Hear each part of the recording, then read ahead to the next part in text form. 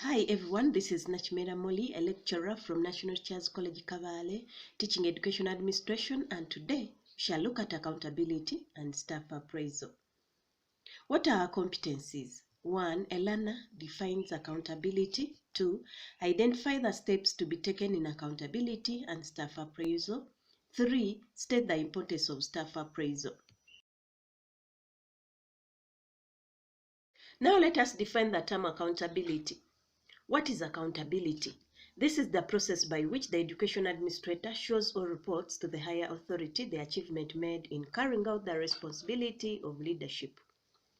It is a very important function which must be performed by every head teacher in a school.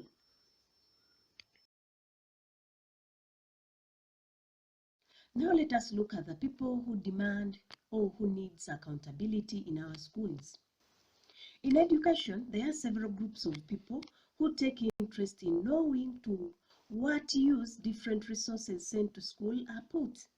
These people are categorized below. 1.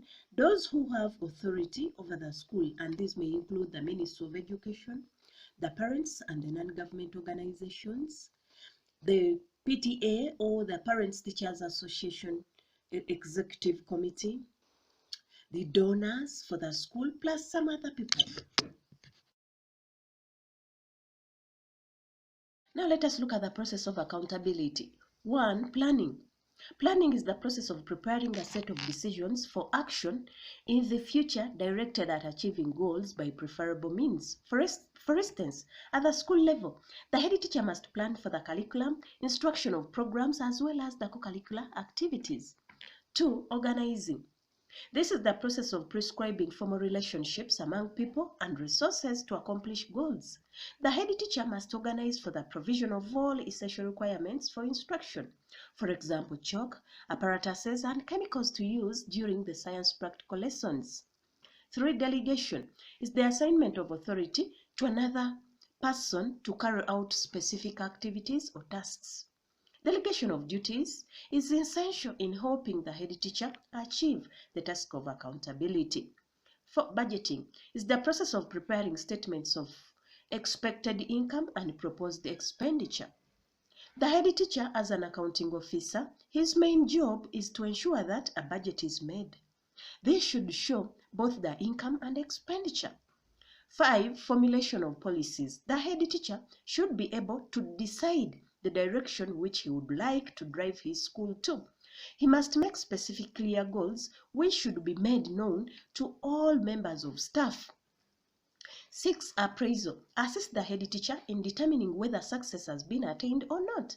It also provides opportunity for leadership to decide on the possible course of action. 7. Reporting is a method of documenting information in an organized format to be presented to specific audience and for a purpose. Now let us look at the types of funds which come to a school. 1. Tuition fees. This is publicly announced fees. However, with the introduction of universal secondary education, this form of funds are no longer an important source of revenue for the government. Few people actually pay these fees. However, the little that still comes should be used according to the law. 2. PTA funds. PTA funds are voluntarily agreed to and paid by parents of the school. This is done at the annual general meeting. These funds are normally used for payment of teachers' welfare allowances, payment of support staff allowances, purchase of material and equipment such as library books, and establishment of scientific school projects such as establishing a poultry farm.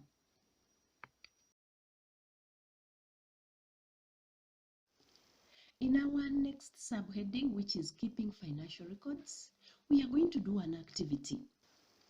In groups of 10 members, use advanced Zoom to discuss the following. 1. Define the term financial record keeping. 2. Explain the importance of keeping records in a school. And 3. Why should the head teacher be asked to account for all that take place in the school? Now let us look at staff appraisal. What is staff appraisal? Staff appraisal is assessment based upon collected data for the purpose of improving staff performance. What are the importance of staff appraisal? 1. It helps the educational administrator or head teacher to guide people working under them to achieve organizational goals. 2. It helps the administrator to determine the effectiveness of members of staff. 3. It helps the head teacher to determine the weakness of the individual member of staff. 4. It helps the head teacher to identify problems encountered by staff members in performing expected duties. And 5. Appraisals can be used as a way of determining promotion or demotion of a member of staff. Now let us look at the items considered in the appraisal. 1. Lesson preparation, where you look at the organization of the lesson plans, provision of teaching materials, teaching methods and procedures, master of subject matter, frequency of assignment and marking, general attitude of students towards the teacher, maintenance of discipline among students, the teacher's appearance, punctuality to school, interaction among fellow teachers, interest in sports and other community activities. This is a take-home exercise. As an individual, you're going to do the following questions. 1. Discuss the functions of staff appraisal. And 2. What are the characteristics of the data used in staff evaluation?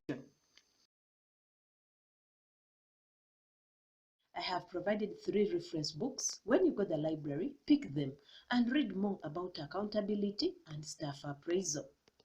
This is the end of our lesson. Bye.